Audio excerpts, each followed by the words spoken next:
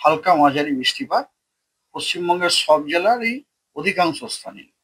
আর সপ্তাহের শেষের দিকে উত্তরবঙ্গের সব জেলাতেই আপনার হালকা মাঝারি বৃষ্টিপাত জেলাগুলোর অধিকাংশ স্থানে।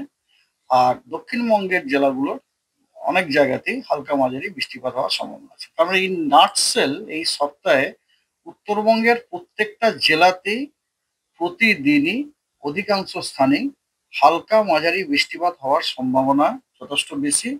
এবং দক্ষিণবঙ্গের প্রথম দিন আজ থেকে শুরু করে হালকা মাঝারি বৃষ্টিপাত জেলাগুলো সব জেলার অধিকাংশ স্থানে, এবং শেষ 4 দিনে হালকা মাঝারি বৃষ্টিপাত জেলাগুলোর অনেক স্থানে হওয়ার সম্ভাবনা আছে।